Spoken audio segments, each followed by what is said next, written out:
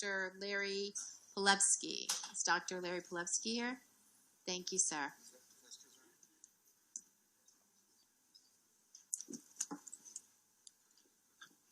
Good afternoon, and thank you for the opportunity to speak before you. As a medical student, starting in 1983, I was taught to critically think, and there are a couple of assumptions that we've heard today that I'd like to challenge. One of the assumptions that we heard is that high vaccinations protects those vulnerable, and it reduces the probability of those people vaccinated to spread the germ to others. Never once in my 37 years have I ever seen a study that showed that a vaccination makes the bacteria or the virus disappear from the body of those who are vaccinated. And yet, all we continue to say is that once a vaccine is given, not only are people immune, but the bacteria and viruses are no longer in their bodies to transmit to others, and that is not true. We also heard that once you're vaccinated, you are immune. Well, actually, the textbooks don't say that. The textbooks say that 2 to 10% of children who receive a vaccine actually don't develop an antibody at all. And then there's a whole number of children who will develop an antibody, but we don't even know the percentage because they will develop the antibody but won't be protected at all. So there are more children who don't develop the protection from the vaccine than are actually unvaccinated in the state of Connecticut. We are told that unvaccinated children are the only children and the only people that are capable of spreading germs. But that's not true either, because vaccinated children can still spread germs. They can still carry the bacteria and viruses that we vaccinate against, and so can adults. Adults can also carry the bacteria and viruses that we vaccinate against. We are told that when you vaccinate, the bacteria and the viruses completely disappear from the earth. Well, they don't. They change activity, they may mutate, and you heard before that the measles virus doesn't mutate. Well, it does. There are cases of outbreaks in Canada that have shown that a new virus came about, and there are studies in the literature that show that when a vaccine is given, you can induce a strain replacement, meaning that over time, the bacteria and the viruses will mutate, but they don't disappear from the earth. They are still here, their activities change, and they may even mutate. And even those who are vaccinated can still carry them and transmit them. But unfortunately, we're targeting 2% of the children who are not the sole carriers or transmitters of germs. And vaccinations don't stop people from carrying and transmitting germs just because they've been given the vaccine. And my last point is we heard that vaccines are unequivocally safe. We have a public health crisis in our midst. Chronic illness, brain damage, neurodevelopmental disability, and there are chemicals in the vaccines that are shown in animal studies to contribute to this kind of brain inflammation that we are turning our backs on, and we are creating many of these children, and we are ignoring it for the sake of continuing to vaccinate. Thank you. Thank you for your testimony. Are there any questions or comments? Yes, Representative Claire DeStitris. Thank you for your testimony. I just have one question. Excuse me. Some of the vaccines and the ingredients in the vaccines we've heard about could be aluminum, could be mercury. Is there some concern that when these ingredients are given to such young children that as we've heard, their immune systems are not completely developed yet, if it stays in their system and or stays in their brain and does not come out of their system, as what we've heard is it's supposedly supposed to leave their system? What are your thoughts on that? Well, you heard earlier that there's no real concern about aluminum because it's such a small amount, and so it really shouldn't matter. But the kind of aluminum that we put into vaccines is a different kind of aluminum that we see environmentally. This is called a nanoparticle, and nanoparticles bind really tightly to the bacteria antigens, the virus antigens, the food protein antigens, and any other contaminants that are in the vaccines that we may not know about. And we know that the biochemical properties of nanoparticles is that they are capable of entering the brain. And so we have not evaluated the safety of the aluminum nanoparticle and its injection and where it goes when it gets into the body and whether it gets into the brain. Do vaccine ingredients belong in the brain? No. Do they get into the brain? No one has ever studied it, but animal studies using the same chemicals that are in vaccines that we give to children directly demonstrate that the vaccine ingredients do enter the brain. We are ignoring this information. There are scientists in Europe who've actually done studies on the aluminum nanoparticle and have shown that it can persist in the brain for years and decades. And so what we're seeing is a large outbreak of neurodevelopmental disabilities in adults, including Alzheimer's. And one of the main factors that they're finding in the brains of people with Alzheimer's is the aluminum nanoparticle that's directly related to the vaccines that we're giving. So we have never studied whether the aluminum that we're giving in vaccines gets into the brain, and we've never measured whether it stays in the brain and what it does if it does stay in the brain. But we do know that vaccines are supposed to cause inflammation in the body. But we have more than half of our children with chronic inflamed conditions. And we've never allowed ourselves to ask the question, if the vaccines cause inflammation acutely, do they continue to create inflammation chronically? We have 1 in 5 with neurodevelopmental disabilities, 1 in 10 with ADD and ADHD, 1 in 35 with autism, 1 in 11 with asthma, and 1 in 20 under the age of 5 with seizures. And the autoimmune diseases are exponentially rising, and we are finding that the viruses and the bacteria that we're injecting into the body, along with the adjuvants, create something called molecular mimicry, which means the body sees those viruses thinking that it's foreign, but actually finds pieces of those viruses that match pieces of the self. And the immune system doesn't differentiate between what it's been told to reject and itself. So it will turn the immune system on itself, leading to an autoimmune condition. We know this about hepatitis B, we know it about the Gardasil vaccine, and we know it about the flu vaccine. And we continue to say unequivocally that the vaccines have been studied effectively and that they're safe, and that's just not true. Thank you for your testimony. Thank you for your answer. Thank you. Madam. Thank you, Representative Steinberg. Thank you, Madam Chair. Dr. Palevsky, good to see you again. You know, I've been intrigued by your statement when we met previously with regard to the aluminum adjuvant passing through the blood-brain barrier, and I've done a little research of my own. I'm not a physician. I gave a pre-med freshman year in college. I passed out of the side of blood. But I did do a little research, and it suggests that the aluminum was chosen as an adjuvant because it's particularly immobile, and because of its solubility, it does sort of fall apart pretty easily. But that as a nanoparticle, it would need to be charged before it could pass through the blood-brain barrier because the membrane is hydrophobic and would not make that possible. And they also made the point there are various sizes of nanoparticles, and making a general statement that they're all going to be passed through the blood-brain barrier is arguable. And then the final point is, have you looked at human brains of both those who have been vaccinated and those who haven't, to be able to make a comparison of as to the levels of aluminum in the brain to rule out the possibility that it's other sources of aluminum that are creating these nanoparticles that are at the Great. Thank you. I'll answer the second one first. There have been studies looking at the brains of people who had autism and those who didn't, and compared the percentage of aluminum. And it was exponentially larger in those with autism than those who had no neurodevelopmental disabilities. But I do want to mention that aluminum is not in vaccines in a vacuum. And so one of the reasons aluminum is in there is to galvanize or catalyze an immune response against the antigens that are bound very tightly to it.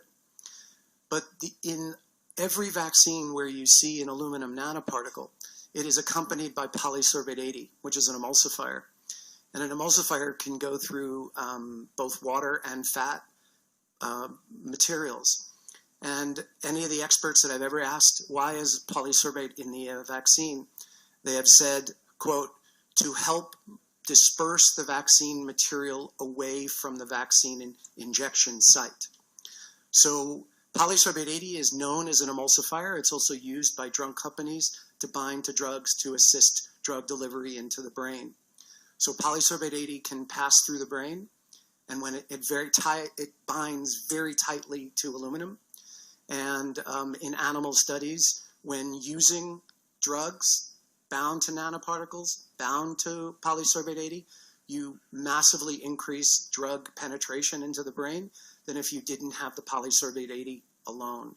So polysorbate 80 is a disperser. It does move things away from the injection site, and it increases the potential for entry of whatever is attached to the polysorbate 80 into the brain. There's another chemical in the vaccines called 2-phenoxyethanol, which actually disrupts the health of the cell membranes of the body.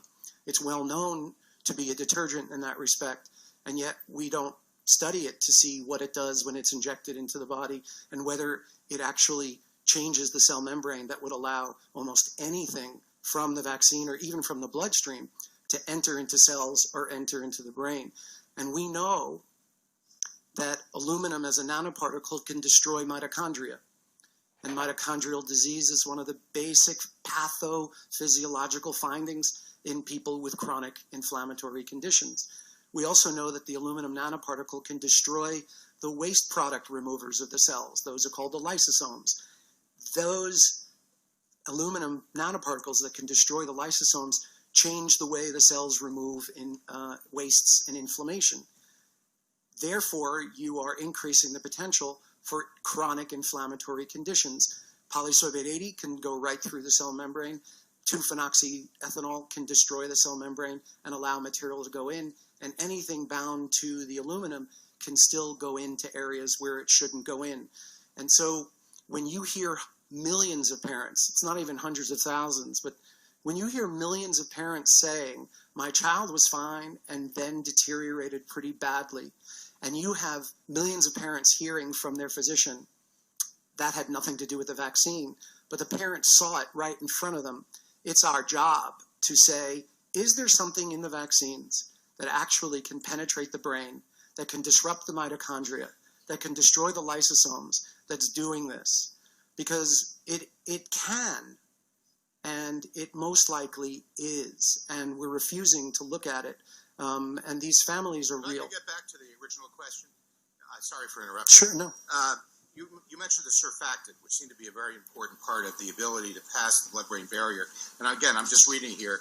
Nanoparticles solvated by highly charged or highly polar surfactant coating are incompatible with the hydrophobic core of the membrane, so they don't go through cell walls. And if you turn the surfactant toward being more hydrophobic, you also decrease the lifetime of the nanoparticle because they no longer remain as readily soluble and will begin to aggregate as buckyballs and the like. So the point being is, the argument is that the surfactant brings the adjuvant through with it, from what I've read, seems to be arguable. Sure, but if you look at the pharmaceutical literature says that, number one, they have trouble penetrating the brain by delivering drugs because of the presence of the blood-brain barrier. Number two, if they attach a nanoparticle to the drug, they can increase penetration of the drug into the brain. Number three, if they put an emulsifier like polysorbate 80 bound to the nanoparticle, they can increase penetration of the drug in the animal studies 20-fold. So I don't know what reference you have. I'd have to look at it. But there is scientific evidence to show that when an emulsifier like polysorbate 80 is bound to a nanoparticle and that bound to a drug, it can enhance delivery into the brain across the blood-brain barrier, and vaccines are constructed in the same manner. Polysorbate 80, aluminum nanoparticle, bound to antigens that are in the vaccines. I agree with you that the whole purpose of the surfactant is to ease the passage. But what I've read, at least, and I'm glad to share it with you, suggests, well, first of all, it's not their intent for the adjuvant to be the one passing through the blood-brain barrier, and that aluminum is particularly poorly suited and perhaps selected as an adjuvant because of the greater difficulty of it passing through the blood-brain barrier as a nanoparticle, even with the presence of the surfactant, which I imagine is there to bring other elements of the drug through the blood-brain barrier. Sure, but there have been numerous studies done by people outside the mainstream medical community who have attempted to look at what happens to the nanoparticle when it's injected into the body. And they have found that not only does it penetrate the brain, it persists for years. And so, again, if we're seeing a public health emergency of chronically disabled and chronically ill children, and we know that there are ingredients in vaccines that can potentially contribute to that happening, and we don't have any scientific studies examining whether or not any of these ingredients contribute to the development of these chronic inflammatory conditions, we have a problem. I agree with your central argument. If you were really talking about proven causality, what you've described over and over again seems to be a correlation. However, you fail to take into account the tens of thousands of chemicals we've introduced into our food and into our environment. Have we evaluated all those? And should we be stopping all those 10,000 chemicals because they may be the cause of the presence of these various elements in the brain? No, I appreciate that. But there's a difference between what you inhale and what you ingest and what you inject. And what you inhale and what you ingest has the capacity for the immune system along the airway and the immune system along the 26 feet of intestines in children, plus the liver, to actually eliminate that before it gets into the body.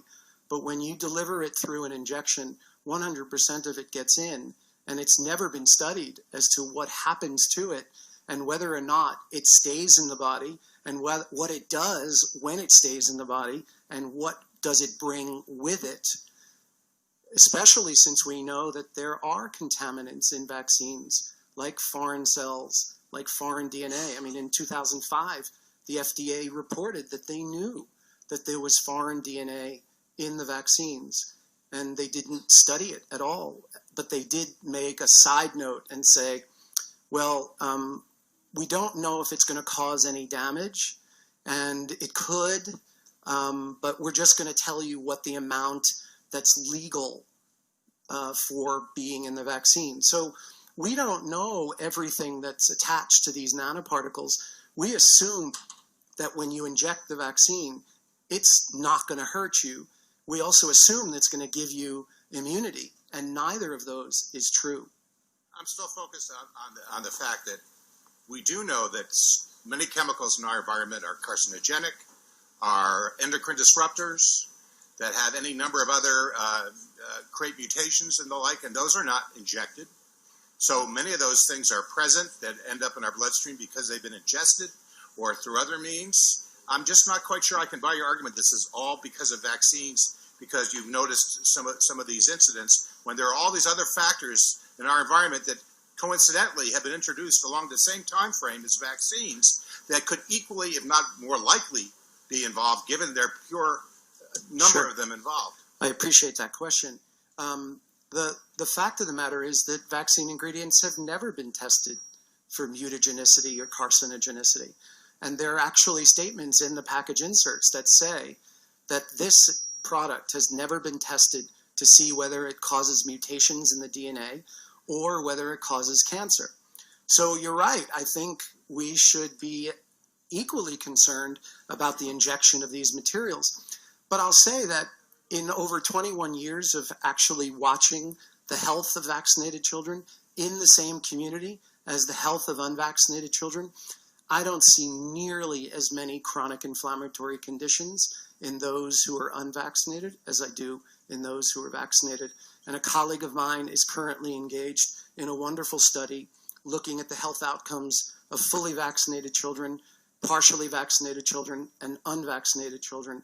And in his preliminary data, he's already seeing quite a stark, statistically significant difference that the unvaccinated children are unanimously healthier with fewer chronic illnesses. The next fewer illnesses are seen in the partially vaccinated children, and the most severe chronically inflamed conditions are seen in the fully vaccinated children. So I think we do have observational data just by watching to see, well, how many of the kids in the community who don't get vaccinated actually have cancer? How many do get cancer living in the same community who are vaccinated? Those vax versus unvax studies have never been done by the mainstream media, by the mainstream medical community or scientific community. So I agree with you. I think environmental chemicals are definitely a concern, but we're seeing stark differences just based on vaccinated versus partially vaccinated versus unvaccinated in the same communities. And we're seeing it in the same families, where you have parents who vaccinated their eldest child, saw very significant damage done to that child, and then had 2 or 3 more children and did not vaccinate them or partially vaccinated them. They have their own study because they see that the youngest who have not been vaccinated are far and away the healthiest, living in the same home, living in the same environment, the same exposure to toxins, the same exposure to parenting, same foods, same medical care, and different health outcomes. And my experience is that the medical community refuses to acknowledge that there are faults with the vaccination system that are much greater. Vaccine injury is much more widespread than we're giving it credit for. And when you have 2 to 10% of your children in the community who might not even develop an antibody, you already have a tremendous number of children who are not even immune. So we're saying that all these children are immune, but vaccination doesn't guarantee immunity, especially for those who don't develop an antibody, and then for those who do and don't even get protection even if they do. It strikes me that we're sitting in a scientific community and we're saying that if you vaccinate a child, the virus or the bacteria just disappear from their body and they can't transmit it anymore. That has never been proven, but it is generally believed to be true. And we propagate that without really looking at the science. So we're making a lot of assumptions that the only people carrying the germs that we have to worry about are the unvaccinated, because somehow the adults don't carry it, and somehow the vaccinated couldn't possibly carry it because they've been vaccinated, even though more than 10% of them might not even be immune from it. So there are a lot of assumptions here that I think we're just agreeing to that really is not scientific at all. I would certainly agree with you. There are a lot of assumptions in this conversation. Representative Michel. Thank you, Mr. Chair. Thank you, Dr. Palevsky, for coming to testify. I have some questions to ask. 2 questions. One, why do doctors recommend that all pregnant women receive a flu and DTaP vaccines if vaccine products have never been tested for safety during pregnancy, and when there are no studies to prove that it even prevents these infections in infants? And does the recent study about flu vaccines and increased miscarriage rates concern you? I'll answer the second one first. There's definitely divergent views about whether the flu vaccine contributes to miscarriages. You have the medical community that says no, and then you have increasing numbers of mothers, pregnant women, who are saying, yeah, I was fine, I got the flu shot and I miscarried. And then you hear the authorities say to them unequivocally, no, it had nothing to do with the flu vaccine. So we're losing experiential and observational data because our belief systems refuse to acknowledge that there may be an uptick in the number of women who are undergoing miscarriages. But the thing about giving flu vaccine and Tdap to pregnant women basically supports the idea of cocooning, meaning that if you vaccinate the mother or the pregnant woman, she will be immune so that when her baby is born, the baby will be protected from getting pertussis, basically. Diphtheria is really non-existent, even though it's around, it's just not causing infections, and vaccines don't make the germ just disintegrate into thin air. But it's also to theoretically prevent her from developing the flu. But 9 years ago in the Vaccine Journal, there was a study actually looking at flu vaccine in pregnant women. And it showed that women who were given the flu vaccine had increasing inflammatory markers. And nobody knows what they mean.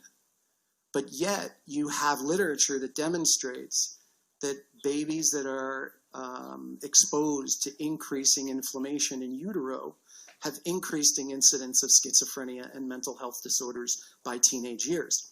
So again, we're not looking at the long-term effects of injecting material that does cause inflammation.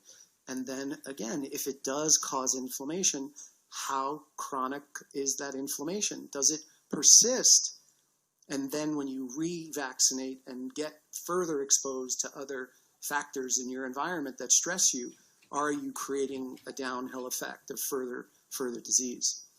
And last, why vaccine products only safety tested for days or months rather than 4 or 5 years, as with pharmaceutical drug products? And why don't vaccines use the gold standard in a placebo-controlled double-blind studies to prove safety as is used for all other pharmaceutical products?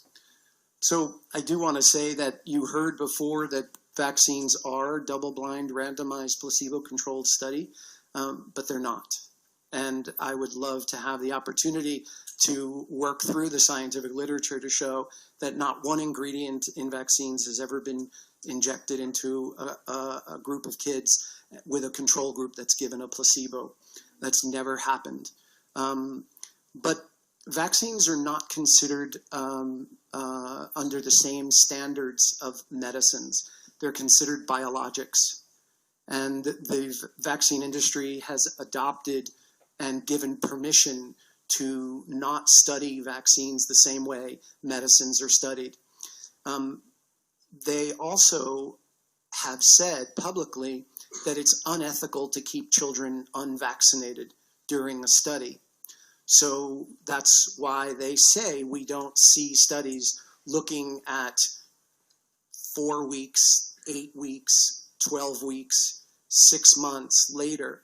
I mean, we do have these surveillance studies, but, you know, if a child gets vaccinated at 2 years of age and then 6 months later, never having had asthma, starts to get asthma, even though there's evidence in the literature how vaccines can favor the development of a wheezing illness, we have no data to actually say yay or nay that that vaccine, in combination with what the kid got in the first 2 years, may have contributed to the onset of that chronic inflammatory condition.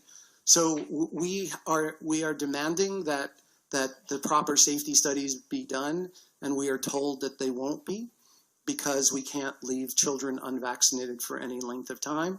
And then when we say, well, we have all these kids who are unvaccinated who can be in the study, they say, well, they don't have the same demographics, they don't have the same diets, they don't have the same home environments, so we really can't compare one to the other. But we do have the families who have the fully vaccinated, partially vaccinated, and unvaccinated kids. And we don't have the full study yet, but we have tremendous observational data that show that these kids who are unvaccinated are much healthier. Thank you. Are there any other questions or comments? Thank you for your testimony, Great, Doctor. thank you. Next up.